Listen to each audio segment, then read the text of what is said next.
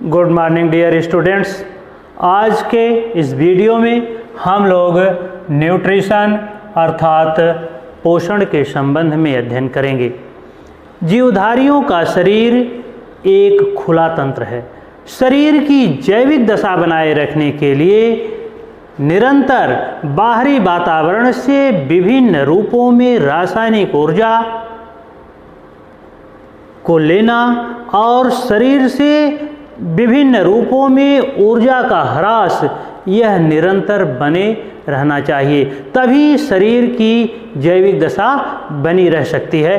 तो इस तरह से जीवधारियों का शरीर एक खुला तंत्र की भांति कार्य करता है।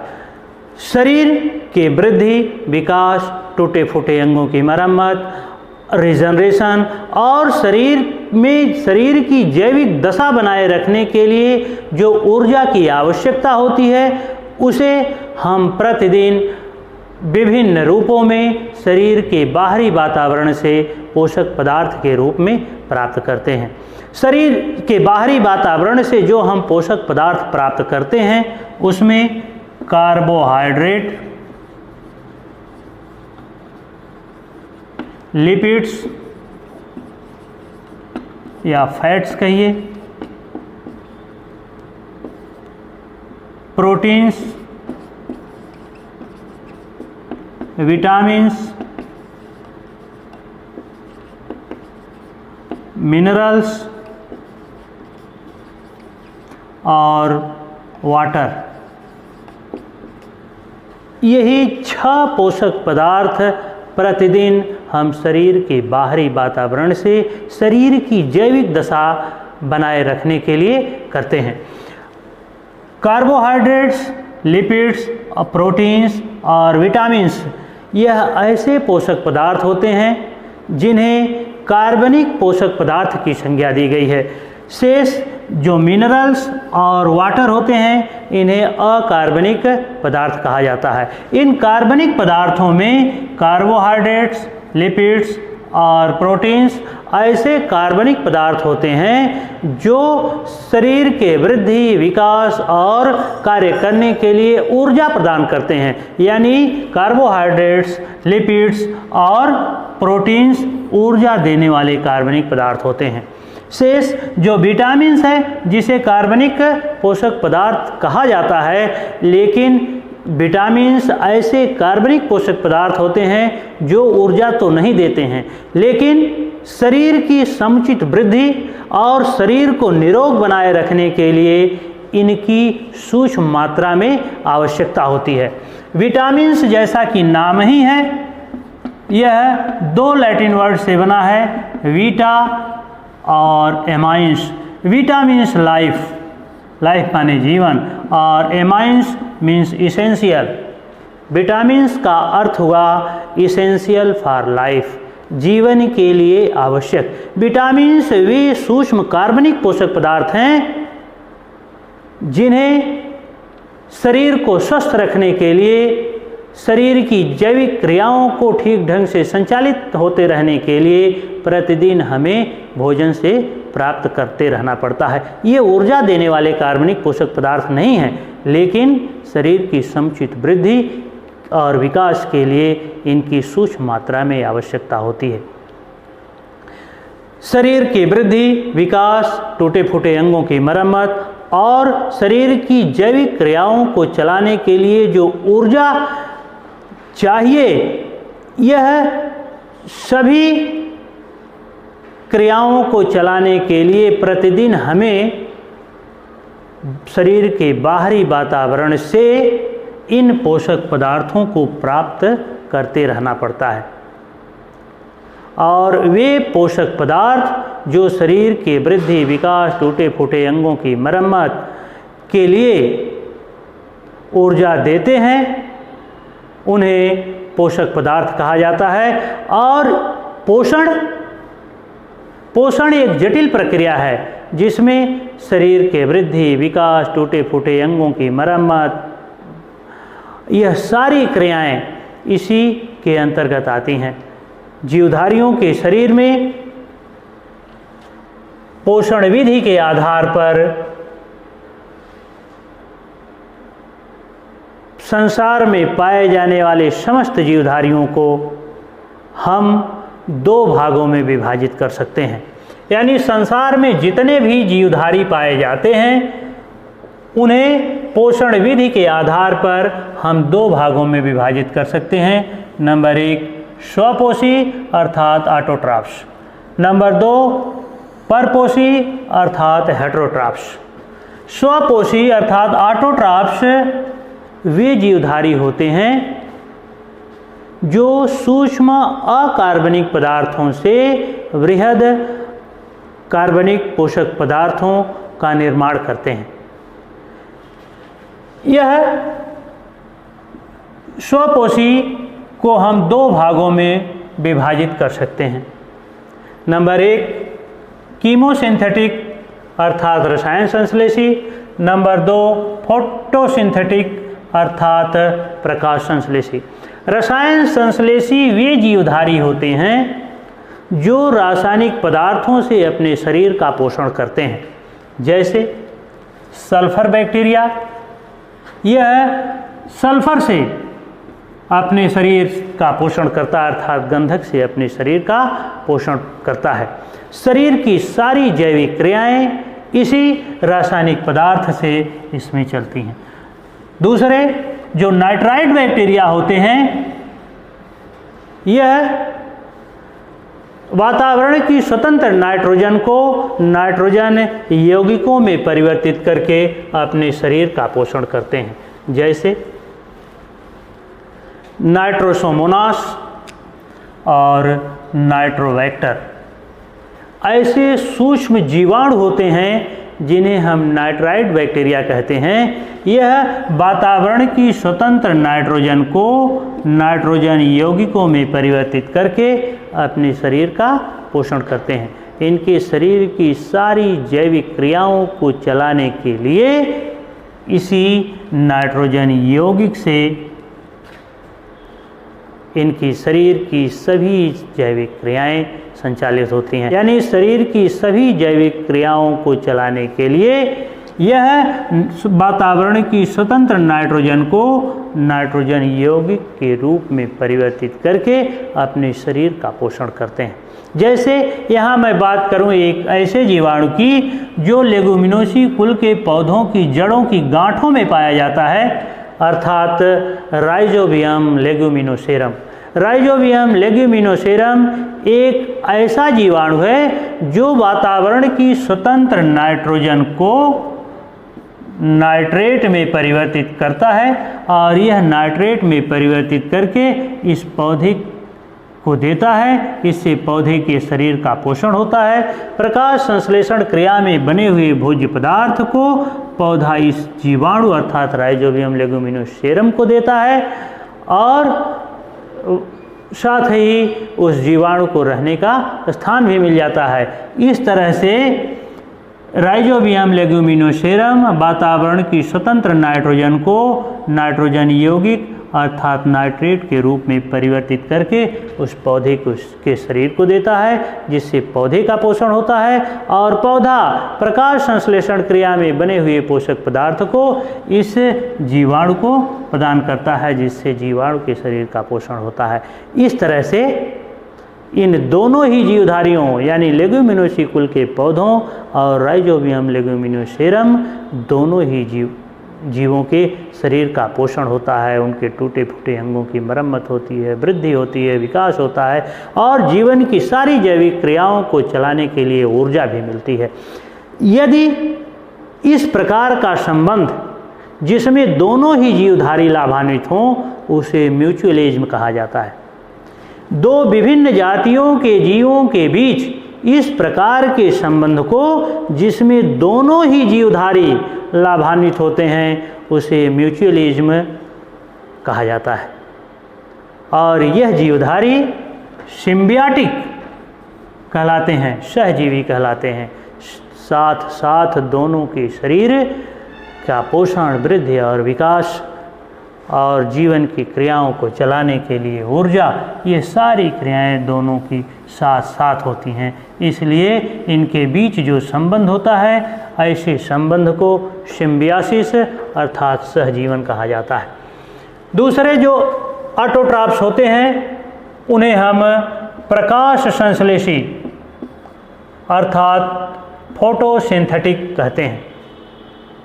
फोटोसिंथेटिक वे सभी हरे जीवाणु और कुछ प्रोटोजोन्स होते हैं जो सूर्य के प्रकाश में वातावरण से कार्बन डाइऑक्साइड और भूमि से जल यानी अपने निकटतम बाहरी वातावरण से जल लेकर के सूर्य के प्रकाश में यानी सनलाइट में और शरीर के उस भाग में जहाँ क्लोरोफिल पाया जाता है उसमें यह कार्बोहाइड्रेट का निर्माण करते हैं। अप्रधान संरचना के रूप में ऑक्सीजन गैस निकलती है, कुछ मात्रा में जल भी बनता है। अब आप समीकरण को संतुलित करें तो इस तरह से लिखेंगे प्रकाश संश्लेषण के समीकरण को 6CO2 plus 12H2O sunlight chlorophyll C6H12O6 plus 6O2 plus 6H2O।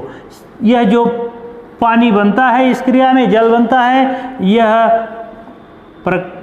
Transpiration द्वारा वातावरण में चला जाता है और जो ऑक्सीजन बनती है इस क्रिया में वह वातावरण में चली जाती है और सभी जीवधारी इसी ऑक्सीजन को श्वसन क्रिया में उपयोग करते हैं। यहाँ तक कि सभी हरे पौधे भी श्वसन क्रिया में इसी ऑक्सीजन का उपयोग करते हैं और कार्बन डाइऑक्साइड छोड़ते हैं।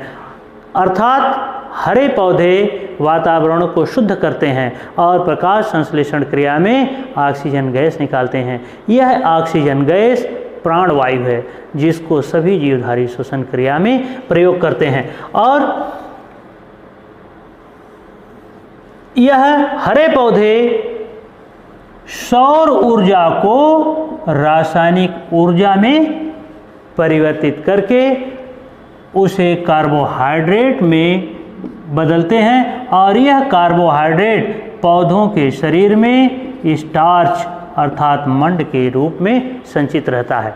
यह मंड पौधों के जड़, तना, पत्ती, फल, फूल, बीज में विभिन्न रूपों में संचित रहता है जिसको सभी जीवधारी प्रत्यक्ष अथवा अप्रत्यक्ष रूप से भोजन के रूप में प्राप्त करते हैं। जो शाकाहारी जीव होते हैं वह डायरेक्ट पौधे से इसे प्राप्त करते हैं, परंतु जो मांसाहारी होते हैं वह किसी शाकाहारी भोजी जीव के ही शरीर से अपना अप्रत्यक्ष रूप से इस पौधे से ही पोषण करते हैं। अर्थात प्रकृति में पाए जाने वाले समस्त जीवधारी, समस्त जंतु वह चाहे शाकाहारी हों, चाहे मांसाहारी हों अथवा सर्वाहारी हों, प्रत्यक्ष अथवा अप्रत्यक्ष रूप से भोजन के लिए पौधे पर ही निर्भर करते हैं और पौधे प्रकाश संश्लेषण क्रिया के लिए सूर्य के प्रकाश पर निर्भर रहते हैं। अर्थात पृथ्वी पर ऊर्जा का सबसे बड़ा स्रोत सूर्य का प्रकाश है। कहने का मतलब मेरे यह कि हरे पौधे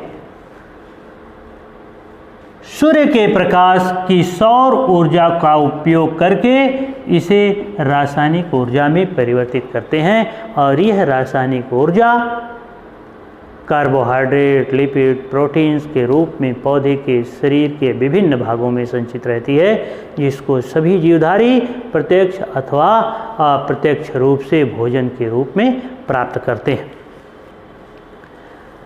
इसके अलावा हरे पौधों के अलावा यूग्लिना एक ऐसा प्रोटोजोअन है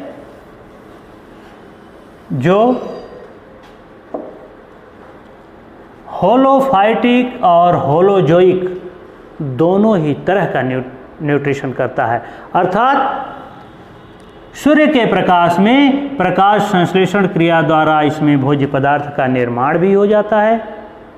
यदि सूर्य का प्रकाश नहीं मिलता है तो इसमें जंतु संपोषण होता है अर्थात होलोजोइक न्यूट्रिशन होता है।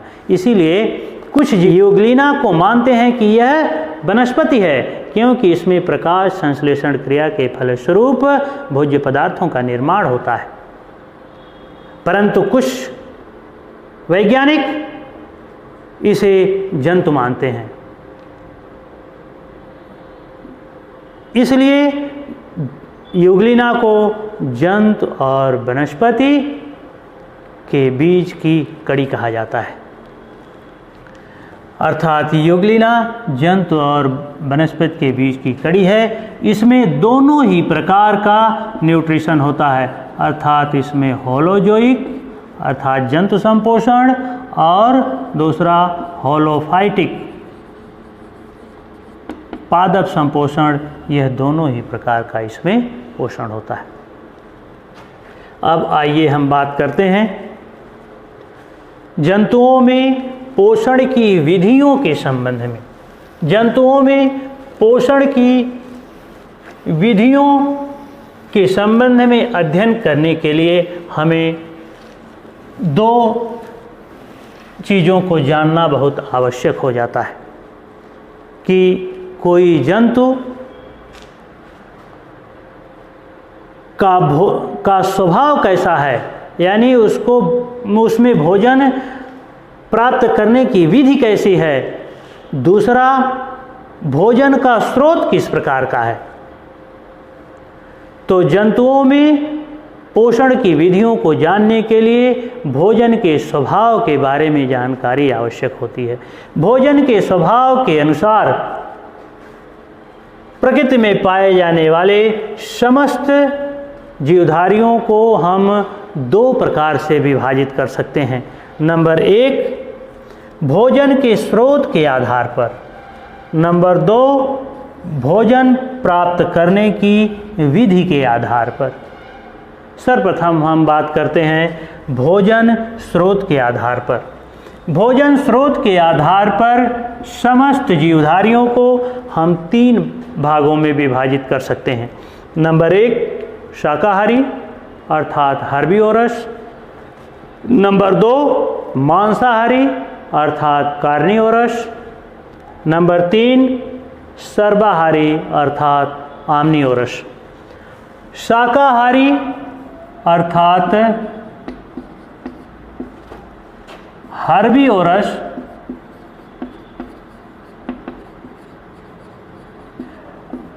ऐसे जंतु होते हैं जो अपने शरीर का पोषण करने के लिए पोषक पदार्थ डायरेक्ट हरे पौधों से प्राप्त करते हैं।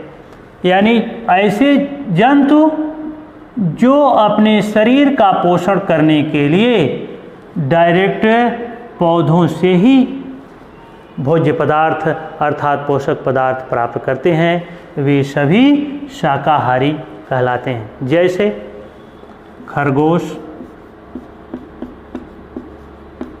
चूहा, हिरण, बकरियां, गाय, भैंसें, यह सभी ऐसे जंतु होते हैं जो अपने शरीर के पोषण हेतु इन हरे पौधों से पोषक पदार्थ प्राप्त करते हैं। और हरे पौधे सौर ऊर्जा को प्रकाश संश्लेषण प्रक्रिया में रासायनिक ऊर्जा में परिवर्तित करके अपने शरीर में संचित रखते हैं। अपने शरीर के जड़, तना, पत्ती, फल, फूल, बीज इत्यादि में संचित रखते हैं। और यह सभी शाकाहारी जंतु उसी रासायनिक ऊर्जा को हरे पौधों से प्रत्यक्ष रूप से ग्रहण करते हैं।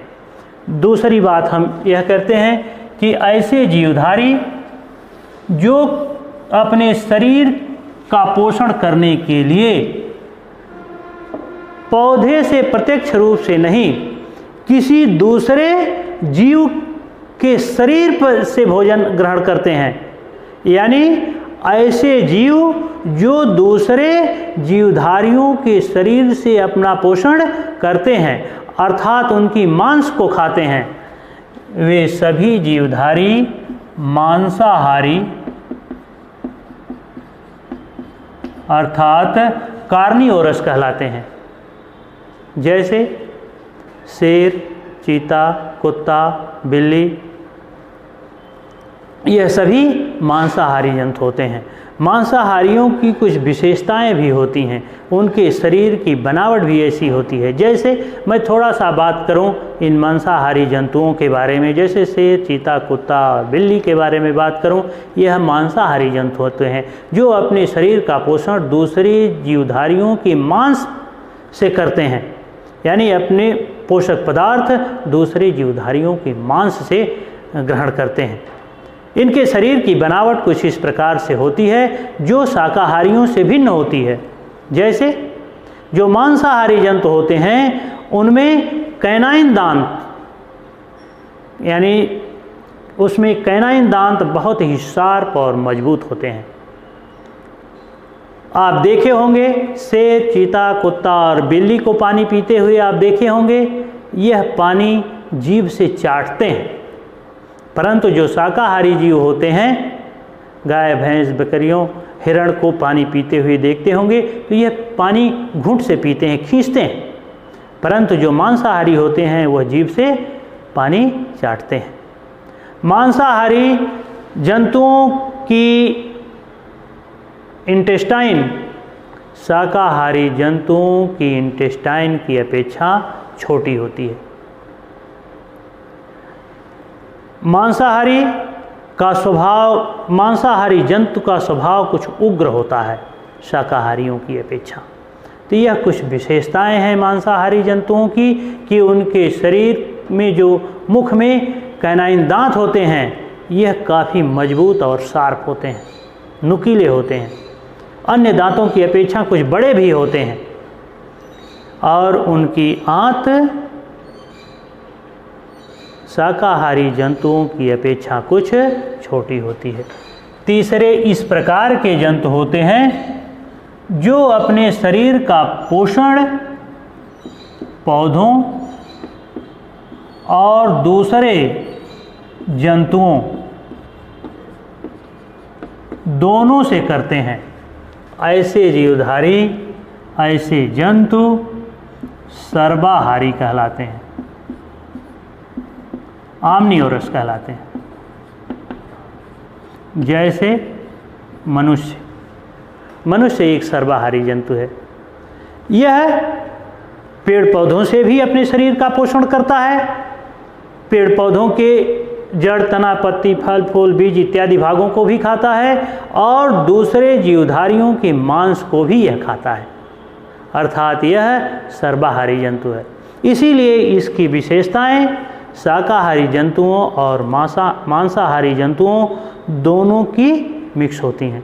शाकाहारी जंतुओं की जो इंटेस्टाइन होती है वह काफ़ी बड़ी होती है। मांसाहारी जंतुओं की जो इंटेस्टाइन होती है यह छोटी होती है। लेकिन जो सर्वाहारी जंतु है मनुष्य, इसकी आंत न तो उतनी बड़ी होती है जितनी शाकाहारी की होती है, परंतु न तो उतनी छोटी भी होती है जितना मांसाहारी की होती है। मांसाहारी जंतुओं में कैनाइन दांत काफ़ी मजबूत और बड़े होते हैं, इन अन्य दांतों की अपेक्षा काफ़ी बड़े होते हैं, बहुत शार्प होते हैं, नुकीले होते हैं। शाकाहारी जंतुओं में एक कैनाइन दांत नहीं पाए जाते हैं, वहाँ खाली स्थान होता है जिसको डायस्टमा कहा जाता है। परंतु मनुष्य एक सर्वाहारी जंतु है जिसमें कैनाइन दांत पाए जाते हैं, लेकिन उतने शार्प और मजबूत नहीं होते हैं जितने मांसाहारियों के होते हैं। अतः इसमें दोनों के मिक्स लक्षण हैं। तो भोजन स्रोत के आधार पर हमने जीवधारियों के 3 प्रकार बताए, शाकाहारी, मांसाहारी और सर्वाहारी। अब आइए हम भोजन स्वभाव के आधार पर जो दूसरा प्रकार है जीव जंतुओं का, इसके बारे में चर्चा करें। भोजन स्वभाव के आधार पर जंतुओं में जो पोषण है उसे भोजन प्राप्त करने की विधि के आधार पर वर्गीकृत किया गया था और जंतुओं में भोजन प्राप्त करने की विधि के आधार पर उन्हें 3 भागों में विभाजित किया जा सकता है। नंबर 1 पूर्ण भोजी अर्थात होलोजोइक। नंबर 2 मृतभोजी अर्थात सैप्रोबायोटिक। नंबर 3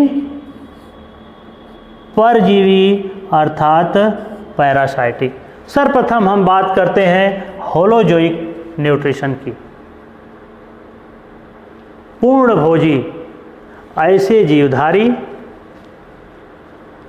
जो पौधों द्वारा बनाए गए भोज्य पदार्थ अथवा दूसरे जीवों के शरीर से पोषक पदार्थ डायरेक्ट प्राप्त करते हैं। अपचे भोज्य पदार्थ को वह प्राप्त करते हैं, इसीलिए इन्हें होलोजोइक कहा जाता है, पूर्णभोजी कहा जाता है। और जिन जीवों में इस प्रकार से भोजन ग्रहण करने की विधि होती है, उनमें पाए जाने वाले पोषण को हम होलोजोइक न्यूट्रिशन कहते हैं।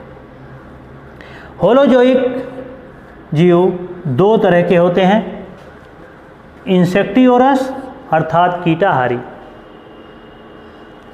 ऐसे जंतु जो अपने शरीर का पोषण कीटों से करते हैं।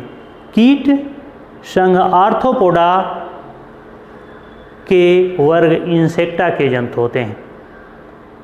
कीटों की विशेषता के संबंध में मैं यहाँ आपको थोड़ा सा बताऊं कि जो कीट होते हैं इनमें 2 जोड़ी पंख और 3 जोड़ी टांगें होती हैं।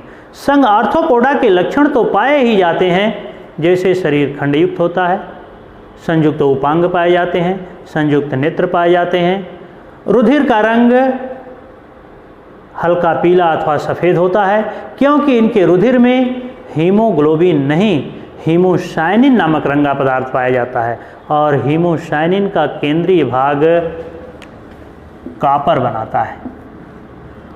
तो इनके रुधिर में हीमोसाइनिन नामक श्वसन रंगा पदार्थ पाया जाता है। ये सभी अंडे देते हैं। ये सभी लक्षण संघ आर्थ्रोपोडा के लक्षण हैं, लेकिन आर्थ्रोपोडा में जो वर्ग इंसेक्टा है इसमें 2 जोड़ी पंख और 3 जोड़ी टांगें पाई जाती हैं। प्रकृति में पाए जाने वाले समस्त जीवधारियों संघ Protozoa, Porifera, Coelenterata, Platyhelminthes, Nematoda, Annelida, Arthropoda, Mollusca, Echinodermata और संघ कार्डेटा, इन सभी संघों में जितने जंतु हैं उससे कहीं अधिक संघ आर्थ्रोपोडा में अकेले जंतु हैं। अर्थात संघ आर्थ्रोपोडा के जंतु सबसे सफल जंतु कहलाते हैं। यह जल, स्थल, वायु तीनों जगह पाए जाते हैं। और संघ आर्थ्रोपोडा में वर्ग इंसेक्टा में जीवधारियों की संख्या, जंतु जातियों की संख्या सबसे अधिक होती है। और इंसेक्टिवोरस ऐसे जंतुओं को कहा जाता है जो अपने शरीर का पोषण इन्हीं कीटों से करते हैं। उन्हें इंसेक्टिवोरस अर्थात कीटाहारी कहा जाता है। जैसे मेढक इंसेक्टिवोरस है, कीटों को खाता है। संघ एम्फीबिया, फाइलम एम्फीबिया के जो जंतु होते हैं यह मोस्टली इंसेक्टिवोरस होते हैं। कुछ इंसेक्टिवोरस प्लांट्स भी पाए जाते हैं, जैसे निपेंथिस, ड्रोसेरा, यह इंसेक्टिवोरस प्लांट्स होते हैं जो नाइट्रोजन की पूर्ति करने के लिए इन कीटों का भक्षण करते हैं। उनकी पत्तियां घड़े के रूप में परिवर्तित हो जाती हैं। पिक्चर प्लांट में, निपेंथिस में यह घड़े के रूप में परिवर्तित हो जाती हैं, और जब कोई कीट इसमें बैठता है तो फिसल करके नीचे चला जाता है। ढक्कन ऊपर से इसका बंद हो जाता है जो पत्तियों के रूपांतरण से ही बनता है, और वह जीव उसी में मर जाता है। उसके शरीर के नाइट्रोजन को यह अवशोषित कर लेते हैं। नाइट्रोजन की पूर्ति के लिए यह कीटों का भक्षण करते हैं। वो यह इंसेक्टिवोरस प्लांट्स कहलाते हैं। जंतु भी बहुत सारे जंतु जैसे कुछ पक्षियाँ होते हैं, यह अपने शरीर का पोषण कीटों से करते हैं। इसके अलावा जो होलोजोइक न्यूट्रिशन है उसी का एक प्रकार है सैंगियोरस। सैंगियोरस मतलब रक्तहारी। रक्तहारी ऐसे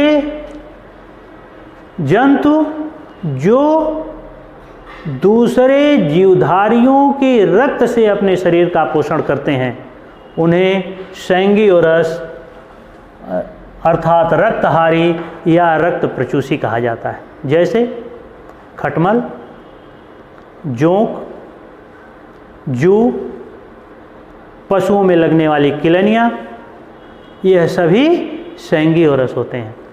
चमगादड़ की कुछ जातियाँ भी सैंगियोरस होती हैं और यह दूसरे जीवधारियों के मुख्य रूप से गर्म रुधिर वर्ग के जंतुओं वार्म ब्लडेड एनिमल्स के रक्त पर अपना जीवन निर्वाह करते हैं। अब हम बात करते हैं भोजन प्राप्त करने की विधि के आधार पर जो दूसरा प्रकार है मृतभोजी अर्थात सैप्रोबायोटिक। मृतभोजी ऐसे जंतु अथवा पौधे होते हैं जो दूसरे जंतुओं के मृत शरीर अथवा उनके उत्सर्जी पदार्थ से अपने शरीर का पोषण करते हैं। साधारण विसरण विधि द्वारा इन पचे हुए कार्बनिक पोषक पदार्थों का अवशोषण करते हैं। यह मृतभोजी कहलाते हैं। तीसरा प्रकार इसमें है परजीवी अर्थात पैरासाइटिक। परजीवी किसे कहा जाता है? परजीवी जैसा ही कि नाम ही है, पर माने दूसरे। ऐसे जीवधारी जो दूसरे जीवधारी से भोज्य पदार्थ प्राप्त करते हैं वे परजीवी कहलाते हैं। बदले में उसमें बीमारियां भी फैलाते हैं। दो विभिन्न जातियों के जीवों के बीच इस प्रकार के संबंध को, जिसमें एक जीवधारी दूसरे जीवधारी से अपना पोषक पदार्थ प्राप्त करता है, बदले में उसे हानि भी पहुंचाता है, यह संबंध परजीविता अर्थात पैरासाइटिज्म कहलाती है। और जो जीवधारी भोजन प्राप्त करता है दूसरे जीव से, वह पैरासाइट अर्थात परजीवी कहलाता है। और जिससे भोजन प्राप्त करता है उसे पोषद अर्थात होस्ट कहते हैं। जैसे एक उदाहरण लिया जाए, जोंक जल में पाया जाने वाला फाइलम एनिलिडा का जंतु है। यह गर्म रुधिर वर्ग के जंतुओं के शरीर का बाह्य परजीवी होता है। जब कोई गाय, भैंसे या मनुष्य ही जल में जाता है तो यह उसके शरीर के बाहरी भाग से चिपक करके और उससे रक्त चूसता है और उसके रक्त से अपना जीवन निर्वाह करता है। लेकिन यह शरीर के बाहर रह करके उससे अपना पोषण प्राप्त कर लेता है, अपना पोषक पदार्थ प्राप्त कर लेता है, इसलिए इसको पैरासाइट कहा जाएगा। लेकिन शरीर के बाहर रह करके चूंकि भोज्य पदार्थ प्राप्त करता है, अपने शरीर का पोषण करता है, बदले में अनेक बीमारियां भी फैलाता है, इसलिए इसको एक्टोपैरासाइट कहा जाएगा। पैरासाइट की दो कैटेगरी होती है, एक्टोपैरासाइट और एंडोपैरासाइट। ऐसे परजीवी जो दूसरे जीव से के शरीर के बाहर रह करके अपना भोज्य पदार्थ प्राप्त करते हैं और बदले में बीमारी भी फैलाते हैं, उसको एक्टोपैरासाइट कहा जाता है। जैसे मादा एनाफिलीज, मादा क्यूलेक्स, एपिसेडिज, यह मच्छरों की जातियां हैं जिसमें मादा मच्छर शरीर के बाहर से रक्त चूसती है और बदले में अनेक बीमारियां जैसे मलेरिया और डेंगू यह बीमारियां फैलाती है। इसी तरह से खटमल भी शरीर के बाहर रह करके पोषक पदार्थ प्राप्त करता है, रक्त चूसता है, बदले में लेप्रोसी जैसी खतरनाक बीमारी का वाहक भी होता है, खतरनाक बीमारी फैलाता भी होता है। परंतु ऐसे परजीवी जो शरीर के अंदर रह करके पोषक पदार्थ प्राप्त करते हैं और विभिन्न प्रकार के रोग भी फैलाते हैं पोषक में, उनको एंडोपैरासाइट कहा जाता है। जैसे एंटमीबा हिस्टोलिटिका। एंटमीबा हिस्टोलिटिका एक परजीवी अमीबा होता है जो आंत के कोलन भाग में पाया जाता है और वहाँ रह करके अपना पोषक पदार्थ प्राप्त करता है, बदले में अमीबी डिसेंट्री अर्थात अमीबी पेचिस भी उत्पन्न करता है।